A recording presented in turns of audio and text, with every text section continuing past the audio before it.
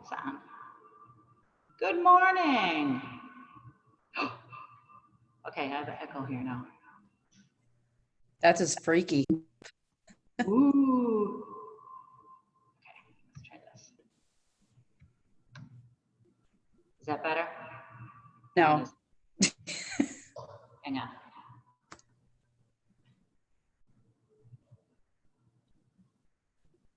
TV speakers down. Hello? Huh. Any suggestions? I don't know. Is it like a feedback thing? Ah. Hello?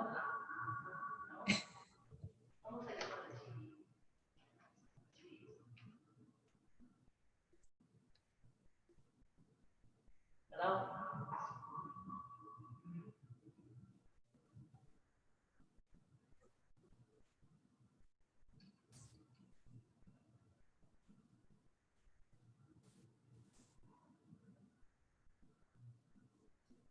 Hello?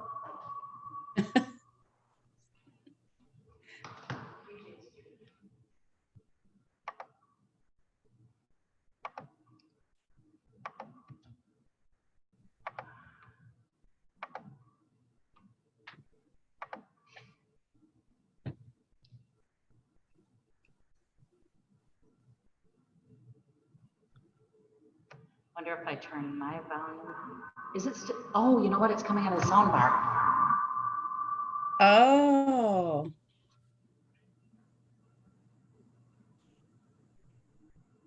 Hello? Hey. Any suggestions?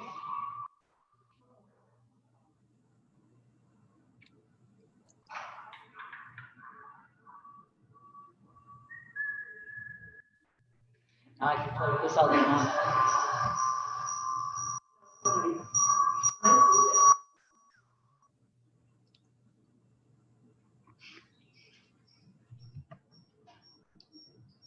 Hello?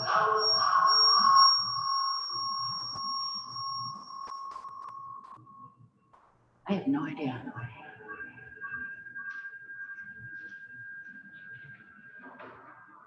Hello, hello, hello, hello. Oh, well, Mary Beth, you sound good. Okay, okay, okay, okay. Mary Beth, you're an idiot. You're an idiot. Idiot. Oh no, oh no, oh no, oh no. It's time for you to cross over, cross over, cross over. Go to the light. You miss me. Well, miss is a strong word. Did you get your paperwork signed? I did, except the one, she's having a hard time. She said getting it, like accessing it from her email. I'm like, well, I double checked. It's the right email. So I'm gonna follow up and be like, maybe make sure you're trying to get into it from a computer, not maybe a tablet or phone. Right. So I don't know. I'm still waiting for all the other stuff to come back, you know, like the disclosure and all that kind of, but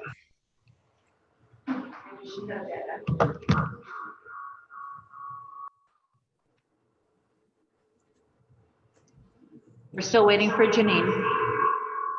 whoa.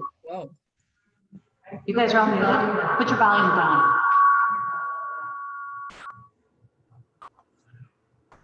Hello? Hey! Oh. Okay.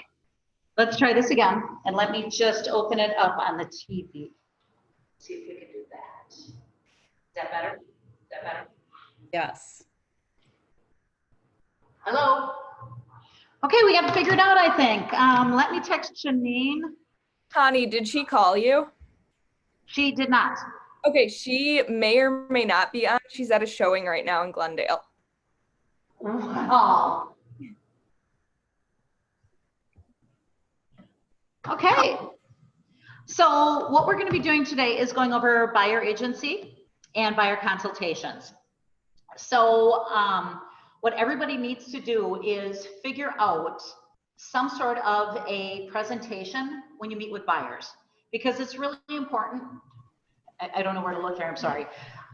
It's really important to have something set kind of in stone. I mean, you're never going to stick to it always, depending on somebody's personalities. So how many people, just by a quick show of hands, have buyer agency or a buyer consultation in print that you take to your appointments? Anybody? Okay, so when we go into our KW command, you can look up a template on buyer agency. So when I go, when I go and meet with a buyer for the first time, because keep in mind, buyers aren't strapped to you.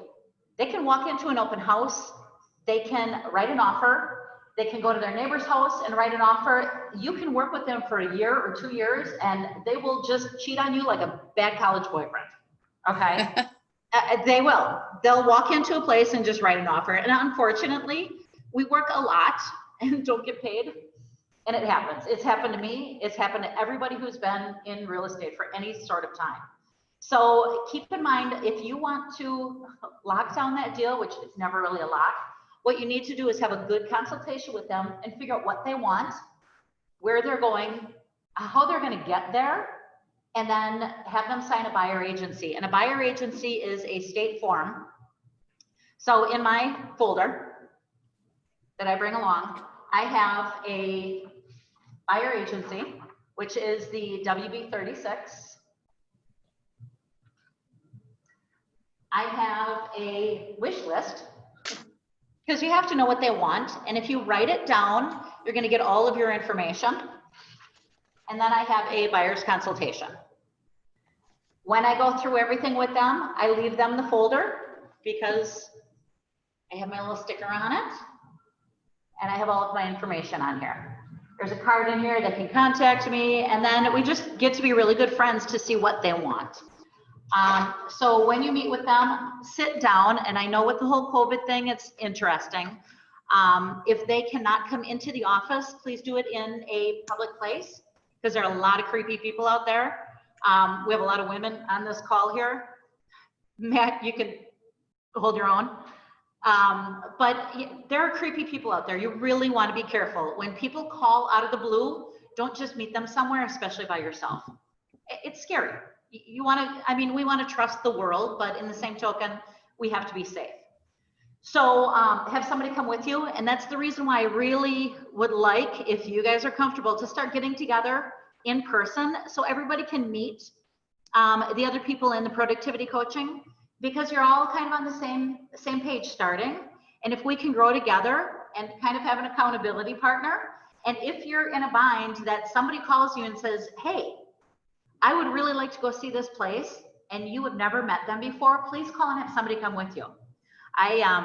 When I was first starting, I had a farm listed in town of Lisbon, and I had a gentleman call who had a very heavy accent, and he wanted to see this property. He wanted, you know, a showing, and I don't know why, but I just, his words were short. I could barely understand him, and I thought, oh my gosh, what the heck is going on here? What am I going to do? Everybody in the office was busy. I took my dad. I called my dad and I said, hey, can you do me a favor and go with me? And my dad is super, super social. And I thought, oh boy, this is going to go either really good or really bad. And he's a big guy. He's an old farm guy, you know. So I took him along and I said, Dad, all you have to do is just stand by. You don't even have to say anything, which I knew would never happen for my dad, because he'll talk to anybody. I mean, grocery lines he's there forever because he's got to talk to everybody. He's that retired guy who just talks to everybody. So I took him along, and he ended up following me and the buyer all the way through the house, out through the barn. I turned around one time and I tripped over my own dad. But it was nice because somebody else was there, and he ended up to be a great guy, and he's an investor, and I've done 2 deals with him, and we're on a trickle. I'm sure I'm going to do a couple more. But it was funny because I introduced him as my dad when we got there, and just be open with people and say, you know, I don't meet people for the first time by myself. And he says, oh my gosh, you are so smart. And I think that's why he stayed with me, because I was smart and didn't show up to a stranger at a showing, especially for, you know, private showing. You never know what's going to happen. And you hear some bad stories. Luckily, nothing has happened around here like that, but please take somebody with you. So when you meet with somebody for a buyer consultation, you want to know where they're coming from, what they want, and can they afford it? So the biggest thing, and I don't ask it right off the bat, but you really need to know if they're pre-qualified. So a pre-qual letter and a lender that they've worked with. If they do not have one, please make friends with a lender. And lenders have a lunch budget, and everybody needs to eat, right? So talk to people, find a lender, and have them take you out to lunch. Especially when you get started, find that lender that you can ask questions for. Because keep in mind, when we're doing real estate, our job is to what?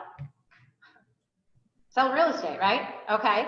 So when we're selling real estate, there are a lot of different entities involved in it. So our job is to find that house, write that contract, get it accepted, and get it to close.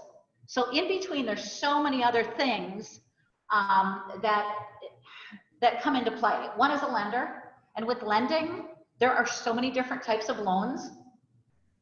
I know enough to be dangerous, but when I started, I mean, I knew houses when I started, but I didn't know anything about lending. I don't know the difference between a FHA and a government loan and okay, I know of 15 years for 15 years and you know, there's just so many things and so many different sides of the spectrum. So go to lunch with a lender. One of the questions here is, how do you find a lender? If you're strong at your bank, go in and ask for a lender and say, hey, just started real estate. Would you have time for lunch one day? And can I ask you some questions? Or when would you have time so I can ask questions? Ask them what the difference is between a conventional loan and an FHA loan. How many days does it take for you to close? We have some lenders that can close in 10 days. Others are at 45 days. And that's really, really important when you're writing your contract to know when your lender can close. Okay, so that pre-qual letter is usually just to skim over their finances on what they can afford. They do pull their credit, they look at how much they make, they look at how much they owe, and they give you a number, which is really nice because people have great ideas on what they can afford and what they can't. Oh, I forgot about that medical bill because it was 3 years ago. Well, because of that medical bill that you didn't pay, it took a hit on your credit. And so your $300,000 house, you can only afford $250,000. So now that, you know, in the scenario, if you've been taking these people out to look at $300,000 houses and you go to write and they can only afford $250,000, you've wasted a lot of time and it hurts their heart when they can't afford what they want. So we have a lot of emotion going on here also. So make sure that you make friends with a lender and get that pre-qual letter and have that financial discussion. Some people will tell you everything. Other people don't want to tell you anything. So you have to find that happy medium. And I always tell them, especially friends and family, I don't know your finances and I don't want to know them. I just need to know a number of what you can afford in a house. So I don't get your W-2s. I don't know how much you make. I don't know what your credit score, I don't know any of it. And I don't want to know. So this way you can kind of push back from your family and friends if they don't want you to know what they're all about. Okay? Any questions so far? Does that help with finding a lender? Another thing that you can do to find a lender is talk with somebody in the office who's a little more experienced and ask who they work with. Because we've all worked with a number of lenders and we know who is good and who is bad. I'm going to put a plug in here, and I see we are recording, so I'm probably going to get in a little trouble, but watch your big banks. Your big banks right now, A, take a long time to close. B, they've let go most of their lenders, and you're calling into a call center that is somewhere in Oklahoma. So you can't get a hold of anybody, and real estate is not a 9-to-5 job. Sometimes we need questions answered in the morning or at night, and you're going to want to get the phone number from your lender so you can text them at 7 o'clock in the morning and say, hey, I really need loan commitment today. how are we doing, you know, different things like that. Make sure you have a relationship with them. It makes your contract and your deal run much smoother. So coming into lending and pre-qual, that's where we're going to go. So when we sit down, I'll go through my buyer's wish list. Actually, I'm not going to go through the buyer's wish list. I'm going to go through the consultation first. So with the buyer's consultation, I know it backwards and forwards, upside down, sideways. Most people have one of these. I took one, stole it from somebody, made it my own. I made a second one and tweaked it because I found somebody else's who had a better one. And so this is actually my third rendition of it. So it's just a real nice layout. The first page tells who I am, what I do, how I like to run a deal, okay? Coming into the second one is the mortgage and loan process. You want to hit that up right away because if they don't have the money, they can't buy a house. So go through that mortgage and that loan process with them. The second one is making an offer. So go through what it's like making an offer. Some people have bought a new house every 2 years and they have this down pat. They know exactly, they know more than you do. Fake it till you make it. In life, I was a hairdresser before, fake it till you make it. You're gonna screw up a haircut and you're gonna screw up a deal. But we're here to help you smooth that over and move forward with that.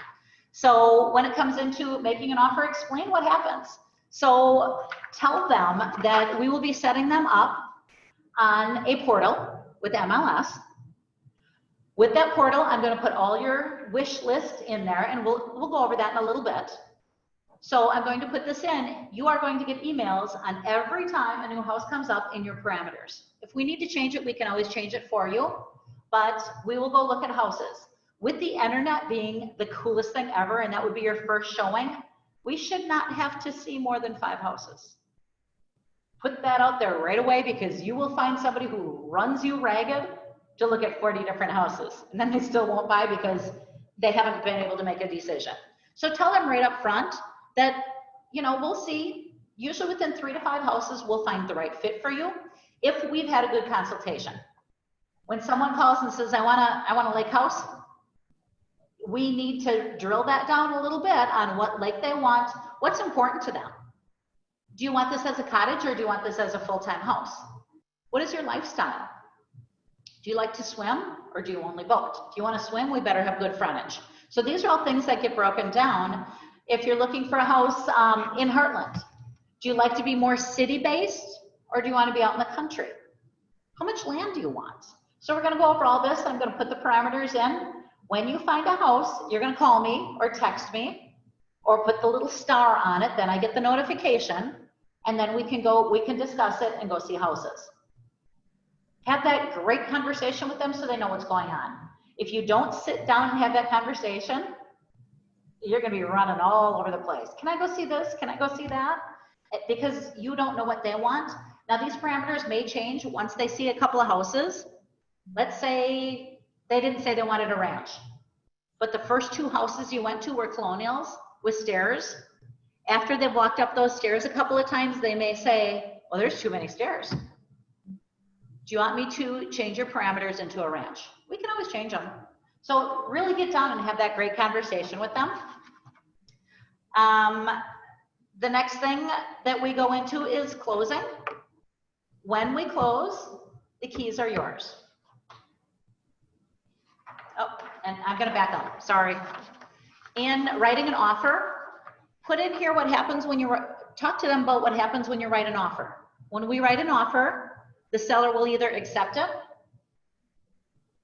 counter it, or reject it. With this market, we would like to write our strongest, best offer because houses go quickly. I will do a market analysis of the area and make sure that you're not overpaying and that you're getting the right house for your value. Okay? These are your clients once you have the buyer agency signed. So we're going to be working for them to find them the best house. Once we get that accepted offer, we're going to do an inspection. I'm going to suggest an inspector for you. What that inspector does is he comes in and goes through the whole entire house. He checks the outlets, he checks the windows, he checks the appliances, he checks the heating and the air conditioning. He will get on the roof or drone the roof and make sure that everything is what we're expecting, and that we have no safety items or defects. That's what we're looking for. Defects or safety items in an inspection. Maintenance items are not a problem. If the front door needs to be painted because it's worn off on the edge, that's a maintenance item. That is not a defect. So there are some people who will just go through, and I have one I'm working on now. His first list after his inspection was 27 things, 28 things, and we actually brought it down to 4. Because one of the things, and you guys are all gonna laugh, one of the things that he said is, well, you know, it says in here that the garage door spring needs to be oiled. Who does that? I said, you do. He says, well, can't we call somebody to do that? I said, you could. I said, but that's a maintenance item. And remember, we're talking about defects and safety items. In the offer to purchase is the definition of a defect and the definition of a safety item. Read through those contracts and know exactly what it is, because if anybody has a question on anything, if they camera the deal, the cancellation of mutual release, which means they want to walk away from that deal, what will happen is in that camera, we go back to the contract, and if it states in the contract one of these items that is a defect, you can walk away. If the paint is chipped on the wall, that's not a defect. It's a maintenance item.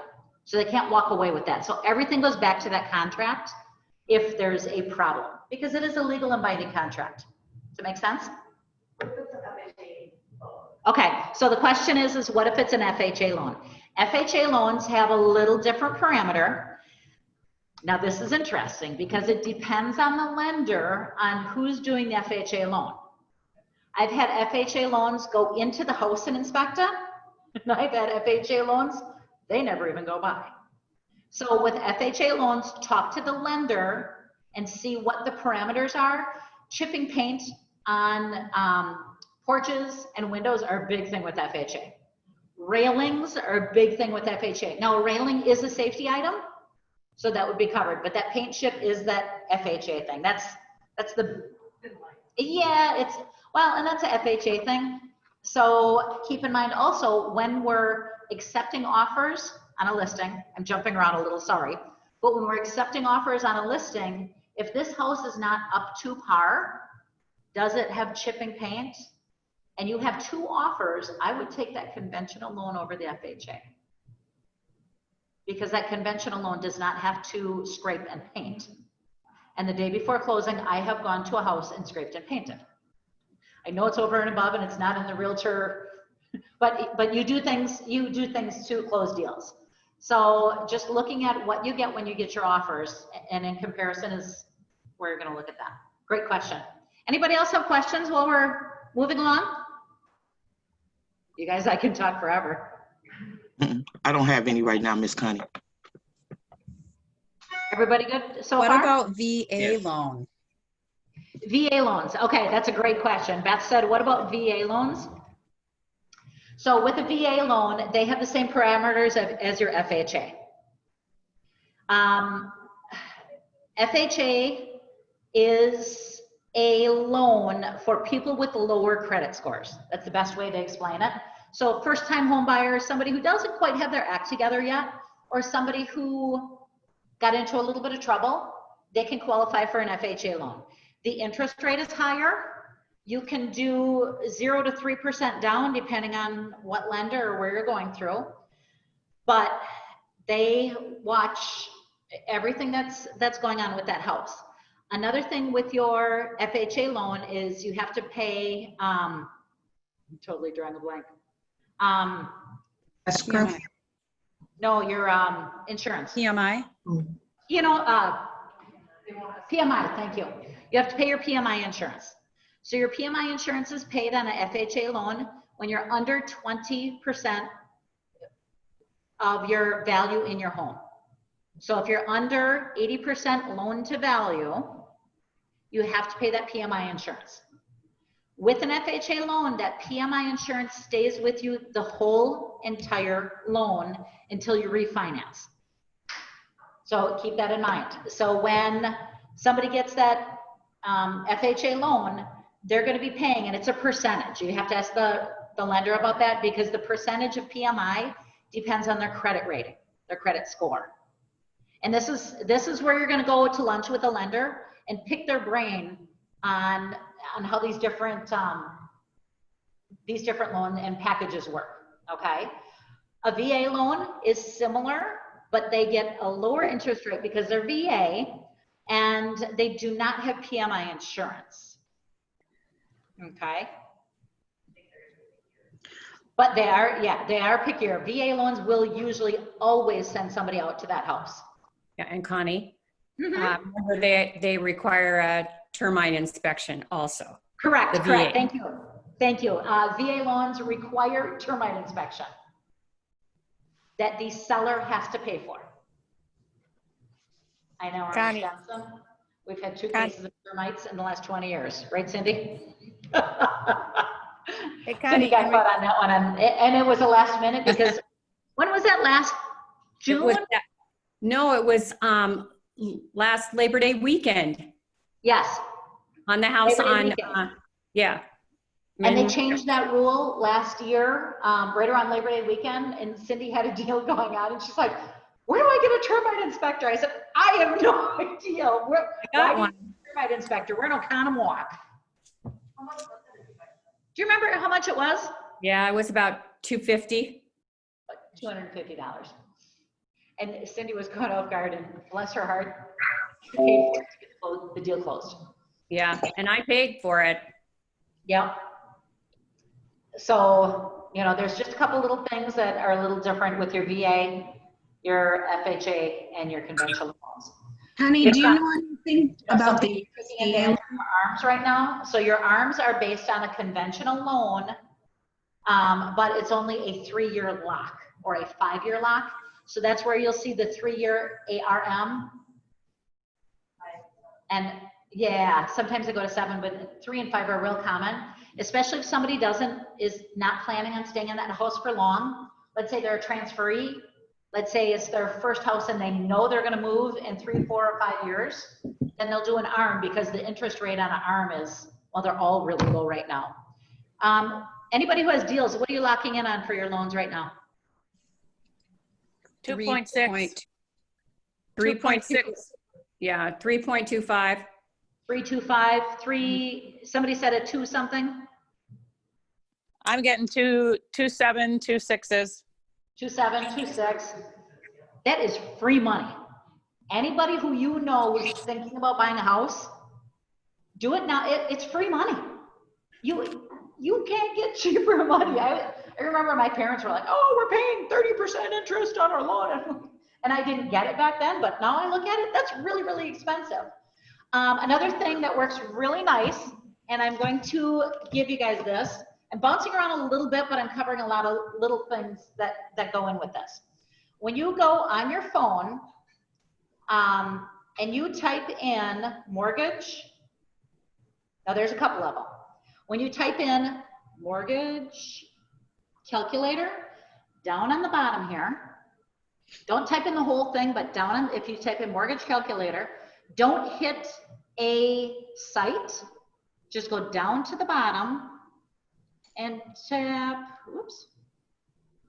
Okay, go down here and tap mortgage calculator.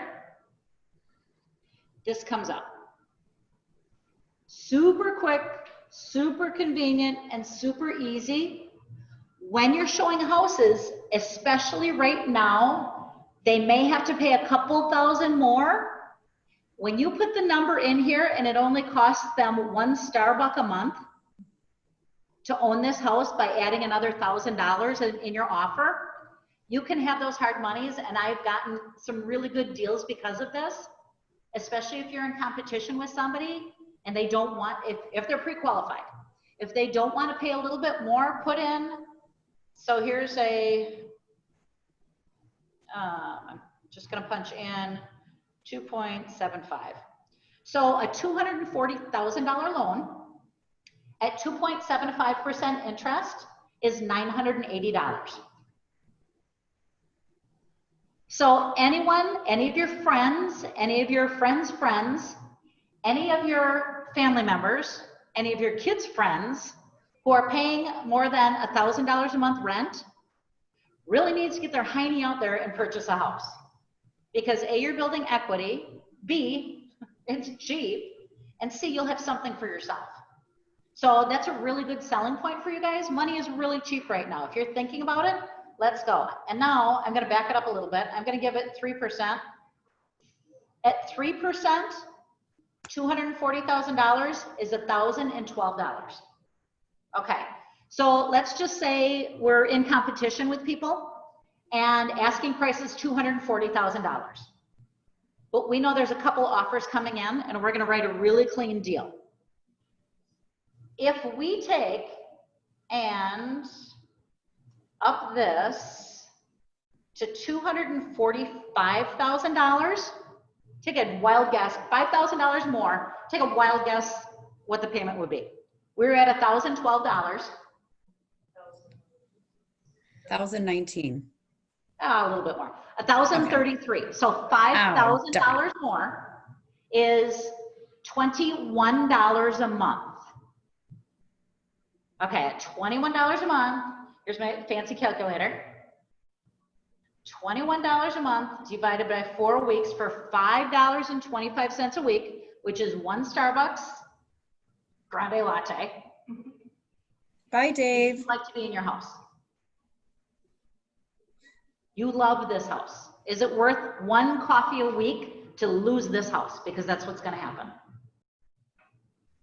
And I know it sounds kind of stern, but I've done it many times, and people relate to what they like. And if you can cut off 1 coffee a week, you can have this beautiful house.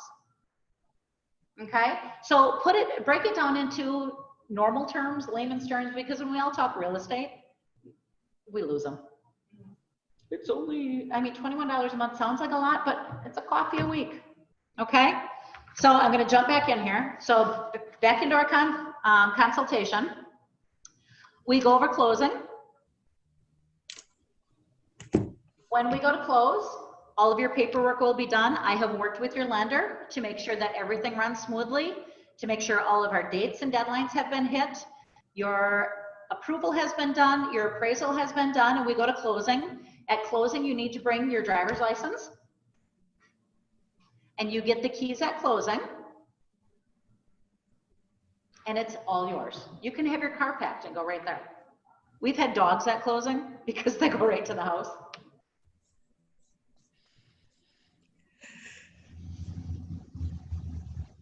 I have in here FAQ, frequently asked questions. How do you tell me about the newest homes available? And here it says MLS provides up-to-date information on every home on the market, and I constantly check new on the market lists so I can be on the lookout for my clients. I'll get this information to you right away in the way that is most convenient to you, by phone and or email. Another thing when you're in with your consultation, see how they like to communicate. Some people never, ever, ever answer their phone. Some people never check their email. Some people don't text.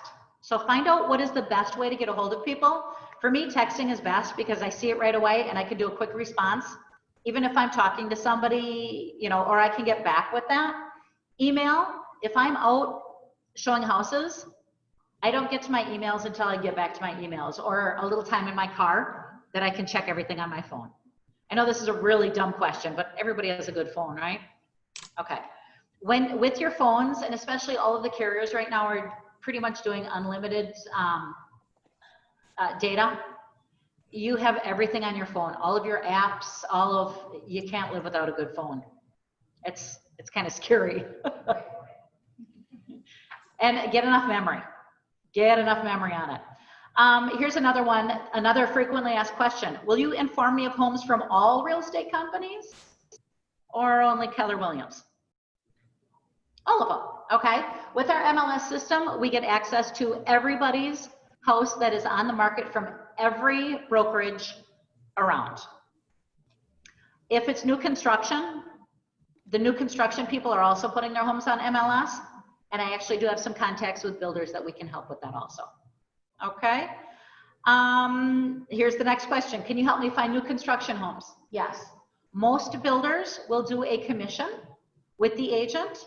You need to call their sales manager and talk to them, and they will give you a commission, okay? How does a for sale by owner work? Because, you know, the market is so good, I'm selling my house by myself. We can go to the for sale by owners. Actually, I have to go knock on a door this afternoon. You know, we can go and talk to those for sale by owners and bring in a buyer and secure a contract with them and do a single party contract. Not a problem. I will go knock on the door for you if you find something that you absolutely love. And this is a good thing. First thing in the morning, everybody should get up and check MLS. It should be the first thing that everybody does is get up in the morning, check MLS and check that hot sheet. So the hot sheet tells you every property that's come on the market within the last 24 hours. Another thing that's really good to be on is go on your Facebook sites and find your for sale sites for your real estate for sale. Waukesha County Homes for sale by owner, Lake Properties for sale by owner, and skim through those and see what's out there, because if nothing is on the MLS market, you can go to those houses or call that seller and say, hey, I have a buyer. Would you work with me for, you know, and go in with your listing presentation and get a single party listing to bring your buyer in.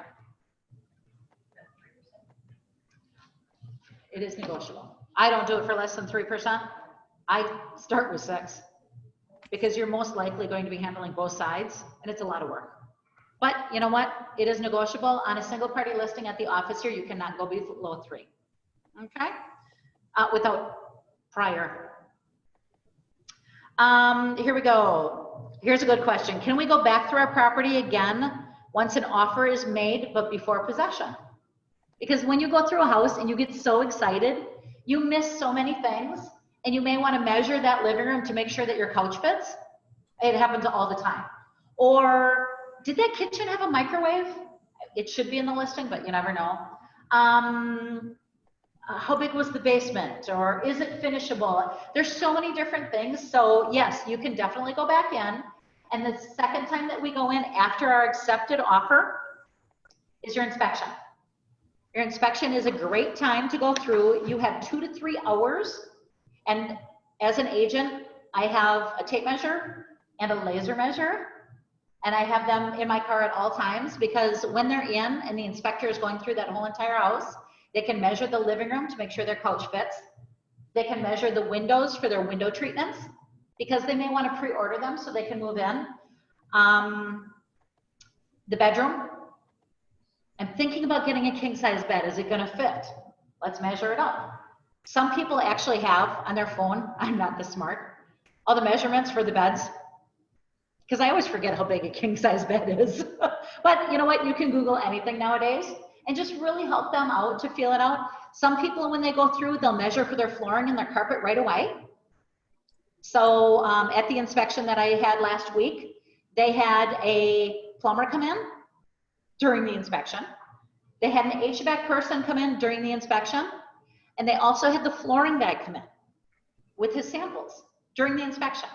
But she picked out her flooring, he measured everything, and the day of closing, they're scheduled to rip out all the carpeting and the flooring and put in LVP through the whole thing. So we've killed 2 birds with 1 stone. Keep in mind that that house is still the seller's house until closing. So there are some people who want to visit it every week. We frown upon that because it is still their house, but that inspection time is a great time to go through. Now, after the inspection, we're going to negotiate some things, most likely. The day before closing or 2 days before closing, we will do a final walkthrough. When we do that final walkthrough, I'm going to bring that amendment with me and make sure that everything is done as promised on that amendment. And then you can do your final, inspection of what have you.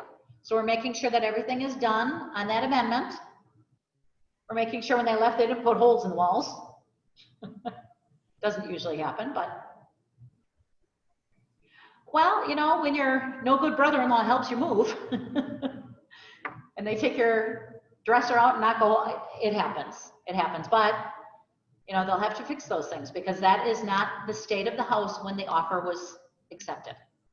So, and it states right in your offer to purchase, anything over $500 of damage needs to be repaired prior to close, because you are buying that house the day you put and have that offer accepted. That makes sense. So read through that contract again and make sure that you guys know that. Pardon? Unless if it's tenant occupied, then we're never quite sure. Yeah, tenants, but you know what? It's still the seller's responsibility.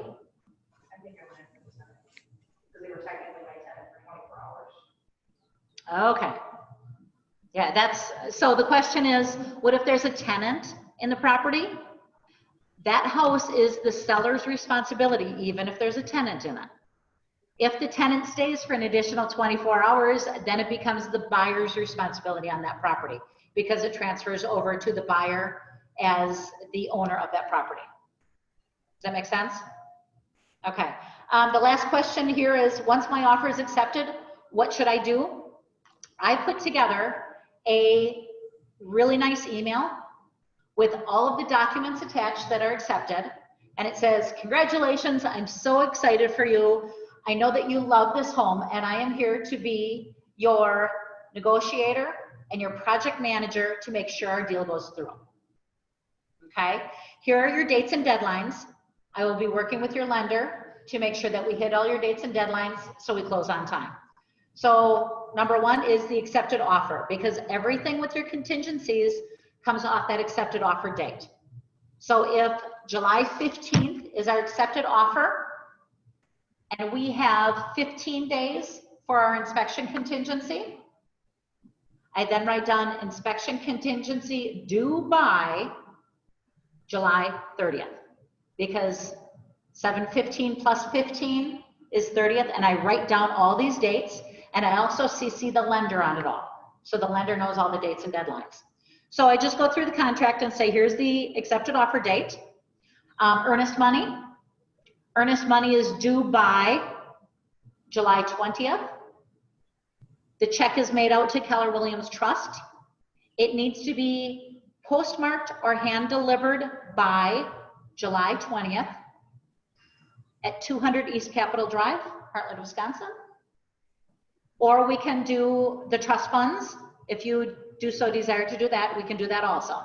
So accepted offer, earnest money, inspection is the third one. Make sure to write down that date. And then I put in there at the bottom of the page, I have an inspector that I highly recommend. You can use who you want, but this is, inspectors can make or break a deal. So I put Jeff Mosier's name and his contact information down there because he's my fave. He has not ruined a deal for me yet. Shamrock Inspection. I have had everything they've walked into. Shamrock Inspection has ruined every single deal I've heard about. If somebody brings in Shamrock Inspection, I'd put that house right back on the market because going there. The next contingency is your appraisal contingency, your finance contingency, and once again, put the dates down on there. In the country, you're going to have water, well, and septic. Do we have contacts for the water, well, and septic inspectors? The seller calls them. Out here, most people use like Fred's. Okay.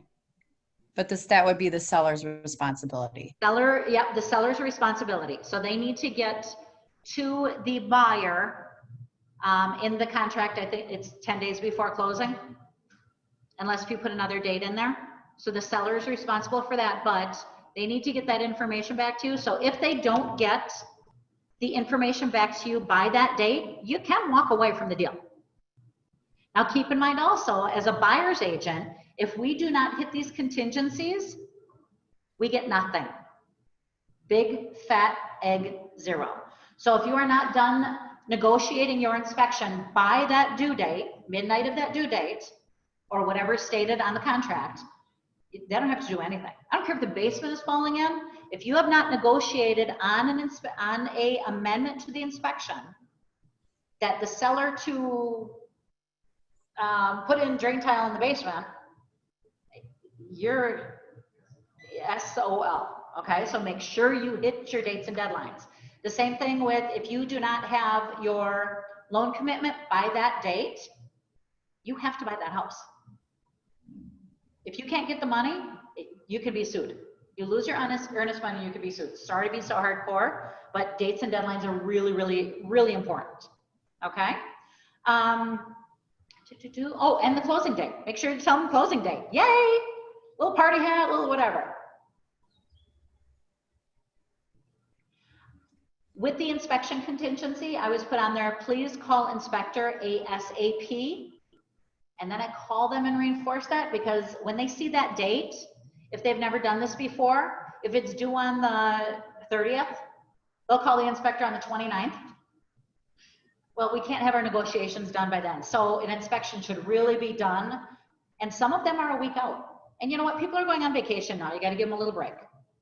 I know Jeff's on vacation this week, so if I were to write an offer, I would definitely put it out 15 days, because I know my inspector is on vacation.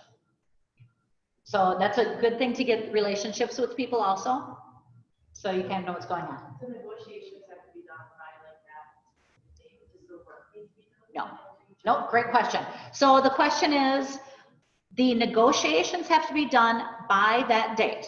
So if the date is the 30th of July, the negotiations and the signed amendment has to be done by the 30th, but the work does not have to be done. And in zip forms, there is the verbiage for your inspection, and we'll go through that when we get into inspections. There is a little pencil and a little scroll that when you click on it, it has the inspection contingency verbiage in there. Use that verbiage. It says seller at seller's expense to hire licensed contractors to complete work in a good and workmanship-like manner with receipts and lien waivers due to buyer prior to 10 days closing. Okay, so it states that all right there. So the work doesn't have to be done until 10 days prior to closing or whatever's on that amendment. Great question. Great question. Any other questions about explaining an inspection? And we're just doing a quick overview of everything. And the buyer pays for the inspection. Correct. Thank you. The buyer pays for the inspection. The buyer will pay for your inspection. And if you have a radon test, they will pay for the radon test. Usually in the contract, it states that the seller will pay for the radon mitigation system or any repairs, or it's negotiated in between. Sometimes it's split. If you need drain tile in the whole basement and it's $10,000, the seller may give the buyer a closing cost credit of $5,000. These are all negotiations. Okay, great. Anybody else?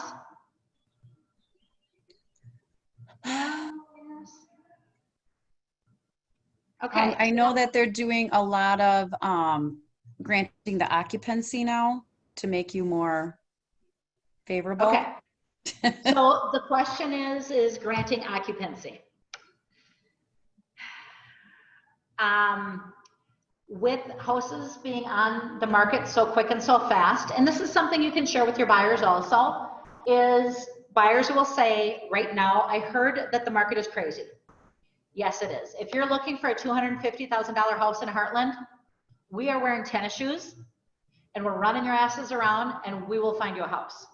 But there may be a couple of things that we need to slip on a little bit. And one of them, like Beth said, is occupancy.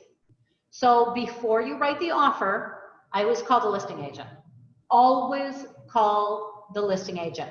Hey, it's Connie from Keller Williams Realty. My buyers are super excited about your listing. What will it take to make this thing fly. What's the most important thing for the sellers? Sometimes it's not money. They're a retired couple. They're moving to Arizona. They really need some time. They don't expect their house to sell this quickly. They're leaving for Arizona September 30th. Can we have a September 30th close? Actually, can we have a September 15th close, and can they stay for 2 more weeks? Because then they get their money, and then the movers can come and kind of get all their things. Everybody has something different. So that's where this occupancy comes in. Ask that listing agent what is most important for the sellers. It'll get you houses more so than not. When I receive a mystery offer in the email, I open it up and I go, here's an idiot. I say to myself, of course. But if somebody is sending me a blind offer, I have a house coming up in Tosa. It's going to be a wild ride. I know it's going to be a wild ride. It's $300,000. It's a ranch in Tosa. It's gorgeous. It's going to be crazy. I don't know how many offers we're going to get, but anybody who sends me an offer by email and doesn't call me, I'm putting it on the bottom of the pile. I don't have time to fool around with people who don't have good communication skills, because communication is key when you're going through your offers and through the whole process. Okay. So occupancy is one of those things. Good deal. Any other questions moving so far? What about, Connie, when someone fills out a record and they disclose something and then you go into the inspection and you have your buyer wanting to ask for that? Correct. Great question. Great question. So Mary Beth said, what if you get a record, the real estate condition report? We confine everything to all these little. So what happens when you get a record and something is disclosed on it? And then when you go into the inspection, the inspector picks it out. Anybody? It's already disclosed. So as a buyer's agent, it is your responsibility to point these things out. I have a house right now, it's got a bad basement. We have a quote from IME for $10,000 worth of drain tile. It is on the real estate condition report. It is in the documents, the quote.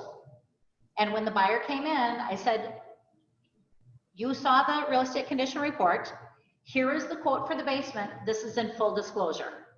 They said, yep, good. So when the inspector came through, the inspector put it on the real estate condition report, multiple areas of moisture in basement, suggesting professional basement consultation. We already had it done. It's not a question. It was not put in the amendment because they have all that information. So thank you, Mary Beth. Anything else coming through that a buyer may need to know? Can you talk about how sometimes asking for like concessions works? Yes. So first-time home buyers a lot of times will not have enough money to put down. My gosh, 20% is a lot of money, plus closing costs. So think of, but you know, money is cheap right now. So if you can get in there somehow, concessions are when the buyers pay for your closing costs. So there are different ways of doing it. You can put in asking price and ask, and you're gonna have to ask the lender how much closing costs are. They're all different, which is absolutely crazy. You would think it would all be $1,500 or across the board. They're all different. So ask the lender how much the closing costs are. In the offer to purchase, there is a seller closing cost credit. So that is a way to, you know, keep a little bit more money in the buyer's pocket. Keep in mind, if you're in competition, this is offer to purchase 101. If you're in competition, you can offer over asking and then get that kickback of the seller concession. Does that make sense? So let's say the house is $250,000. We'll offer them $255,000 with $3,000 seller closing cost credit. So they're really paying $252,000. Does that make sense to everybody? It's a weird game. It's a weird game. It's really a weird game. And if you have problems understanding things, write it down on a piece of paper because then it'll click. What about like when there are repairs that need to be done through inspection that wasn't on the record, and asking for like those closing like credits at closing for repair Yes. instead of them So- fixing it? Yep. So Beth's suggestion is what happens about asking for a credit instead of repairing items. So in this case, once again, have open conversation with the listing agent, if you're the buyer's agent, and say, what are they willing to fix? You know, there's a lot of little things that need to be taken care of. Do they want to fix it, or should we do a reduction in price? If somebody's older, retired, unable, they're moving to Arizona, they're out of here, a lot of them would rather just say, you have the house and I'll take $5,000 off. So in your amendment, you can do a reduction in price and then cancel your inspection amendment. That's great. And that, it depends on the seller on what they want. Some people, oh no, I'm gonna fix everything because whatever.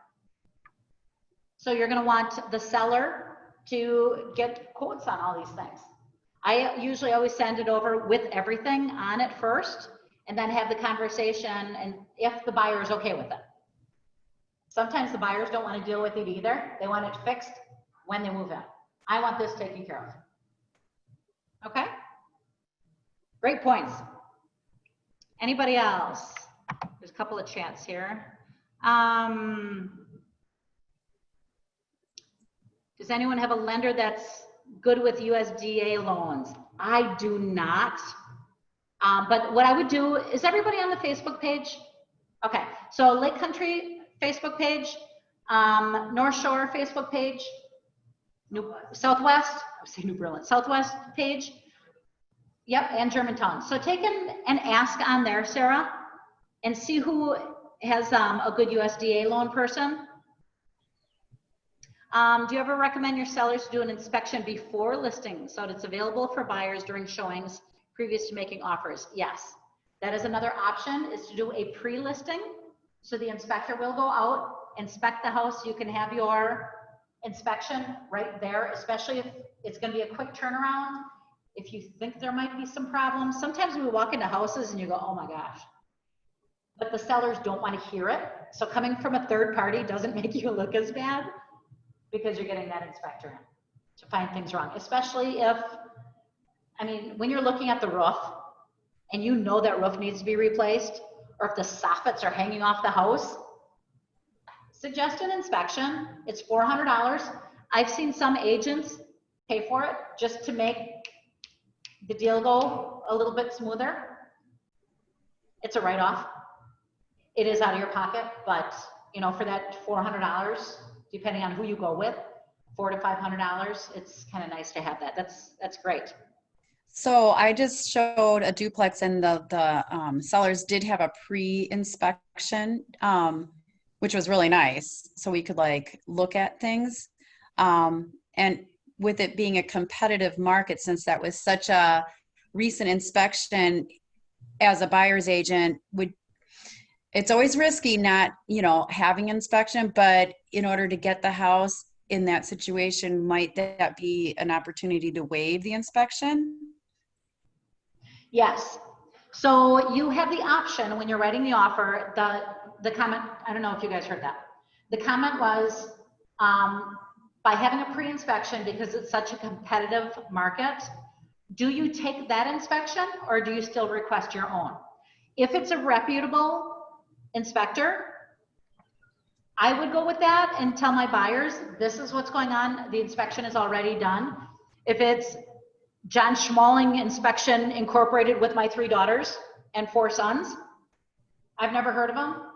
Doesn't sound like, I mean, just do your research and see where that inspection came from.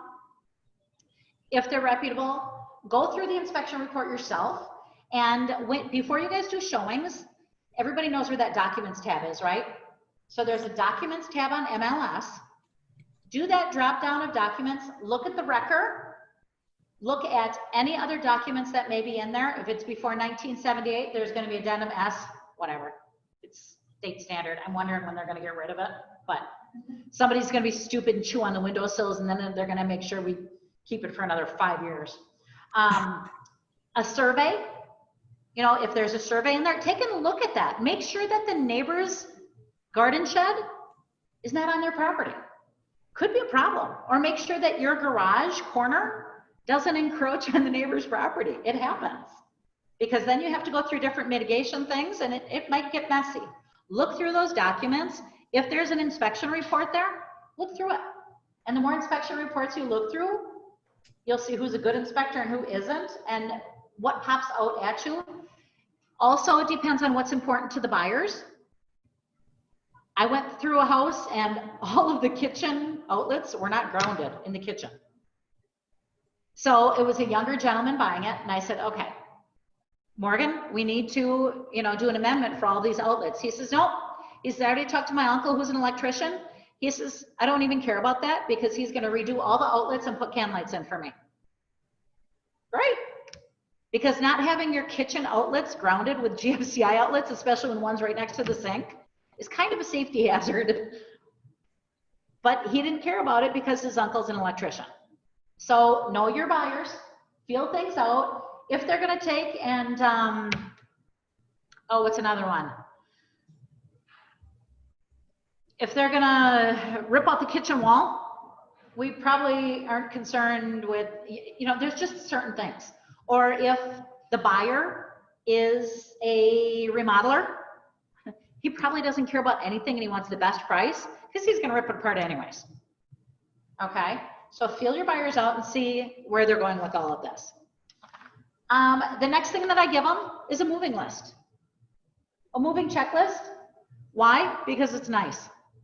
You want to make sure that you're helping your buyers along with what they need.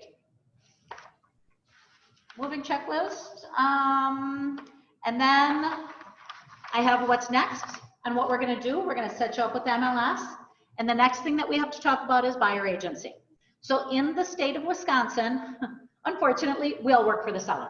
The seller's who pays us. We work for the seller unless if we have a buyer agency.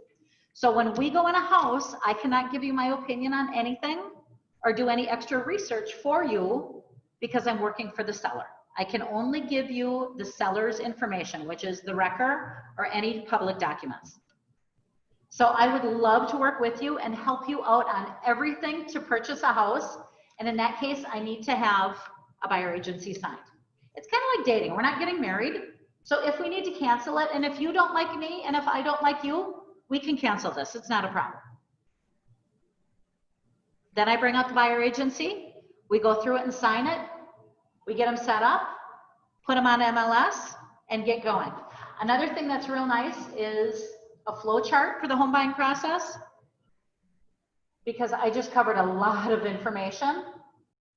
And they can go through, and it starts right on the top with selecting a real estate agent. Now, all of these items are in on your KW page under the marketing tab. They have buyer consultations, they have selling or listing consultations. Everything is in there. Tweak it and make it your own. And that's about it. And then, like I said, I bring my laptop wherever we are, or if we're having a consultation in the office. What's really nice is the conference rooms. You can hook your computer up to them and put them on the TV. So after we go through all this, I say, you know what? Tell me, let's go through what you're looking for. When we go through what you're looking for, I call it the wish list. Starting on the top, write down their legal name. I just wrote an offer with somebody's wrong name. Speaking of which, I have to do an amendment on it. We all make mistakes. Her name is Sarah. Her name's Sarah. His name's Dan. I asked him if it was Daniel. Yes. I didn't ask if Sarah was, Sarah's her name, right? Wrote the offer. She says, oh, by the way, my name is Sarah Jane. Whoops.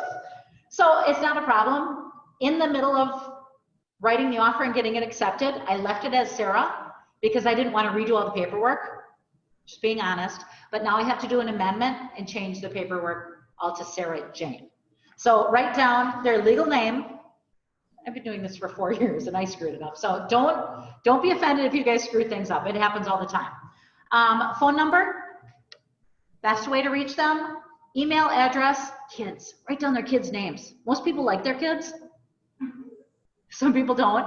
Write down their kids' names so you can refer to, hey, how's Gracie doing? Is she going back to college? Because you're building that relationship. Pets. Most people like their pets more than they like their kids. Write down Lucky the dog, just so you remember things. The next thing I put is new home area. You have to know where you're looking. Some people know and some don't. I have one right now, they're looking from Pewaukee down to Oak Creek. Yeah, we haven't started looking yet because they don't know what they want. So I'm in full contact with them. They're not quite ready, but we're gonna strap this down because I am not going from Pewaukee to Oak Creek. It's not gonna happen. How many bedrooms? And it can be a 2+ or a 3+, 4+. How many bathrooms? Kitchen preferences. Do you want an open concept kitchen? Do you have to have an island? Do you mind a galley kitchen? Do you want a dining room? A formal dining room or just open concept? Laundry room.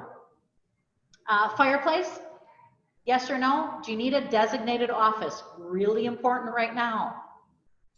Do you need a designated office or an extra bedroom that you can make that designated office? Do you need 2 offices? I talk really loud.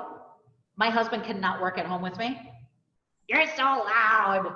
So we have to be in 2 designated rooms because I'm loud and it'll come out. Lot size. Is this important to you? Do you need a fenced-in yard for your dog? If people like their dogs more than their kids, they're going to want a fenced-in yard for their dogs.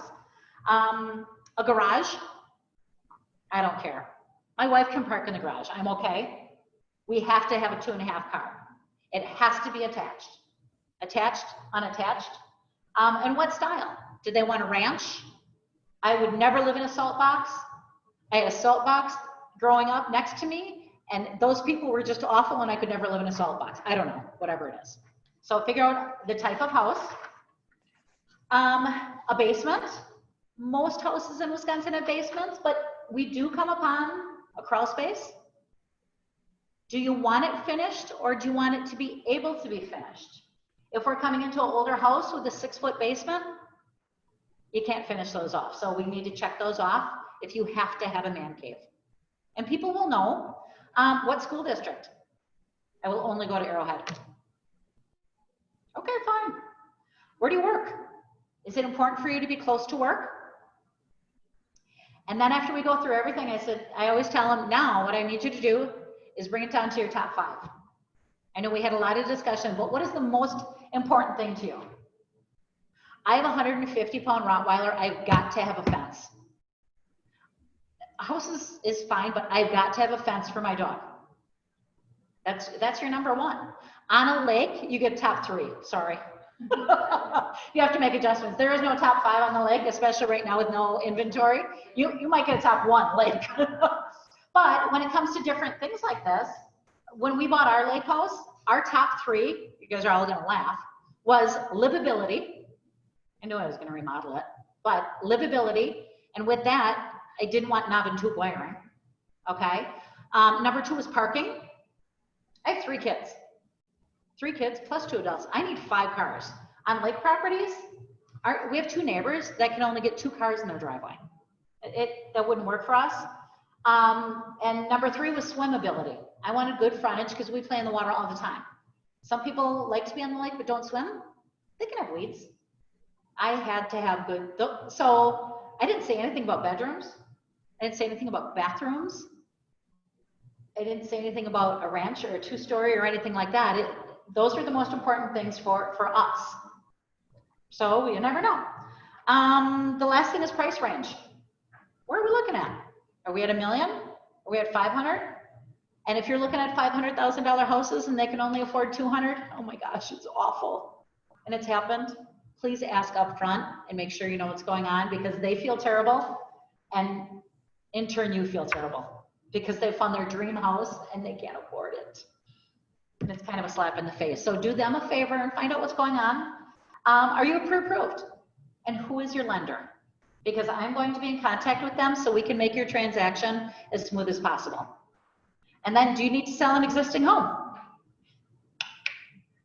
That's 2 deals. Okay?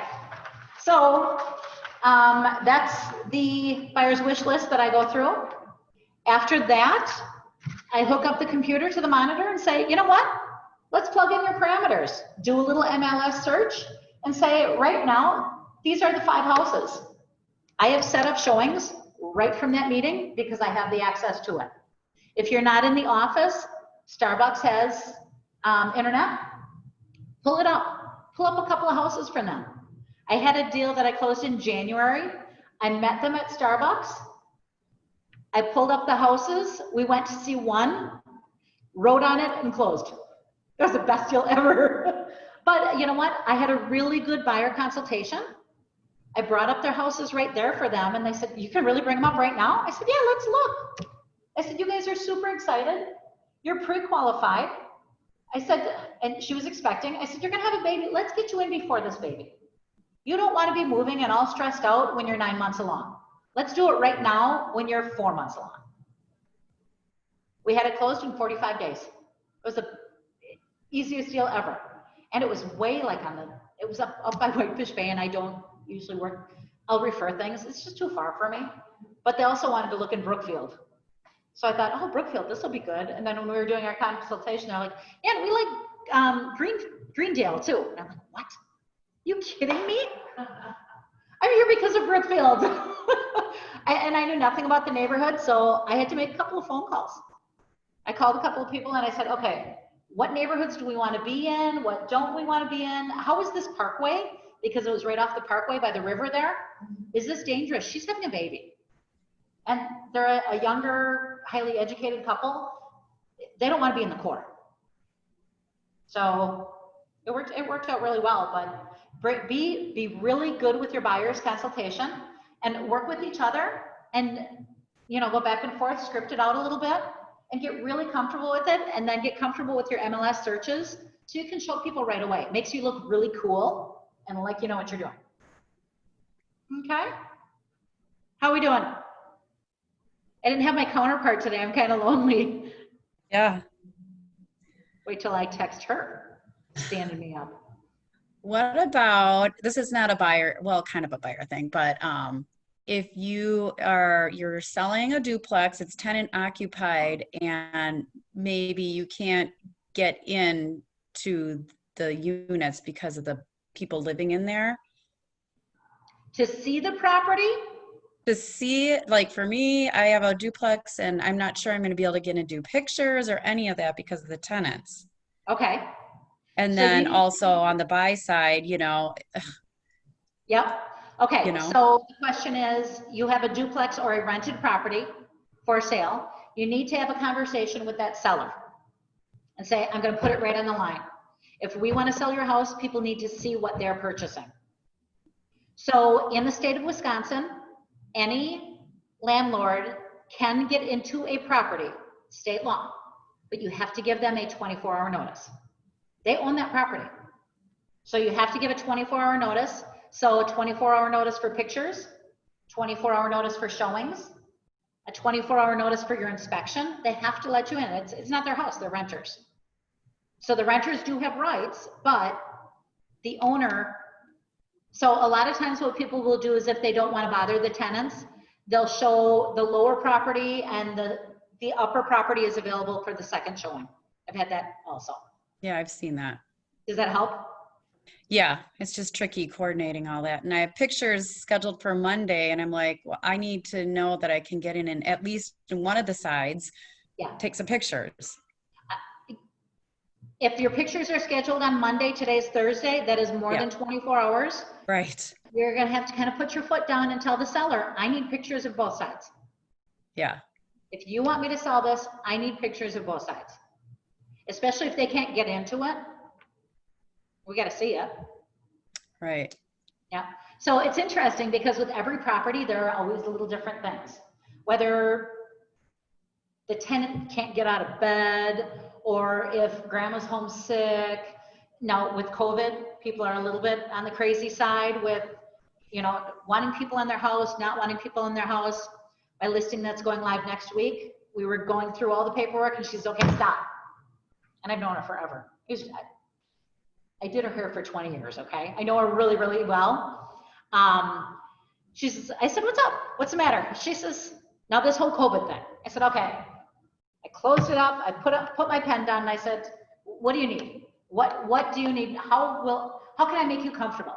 She says, I want everybody to wear a mask in my house. She says, I want everybody to have a hand sanitizer. She says, and I'm really nervous about everything. And I said, I will come before the showing, early, with Clorox wipes, and I will wipe down every doorknob and every light fixture for you, okay? I will have and I have it 3 different places in this listing, in capital letters, showings must have masks and use hand sanitizer provided. I will have hand sanitizer there.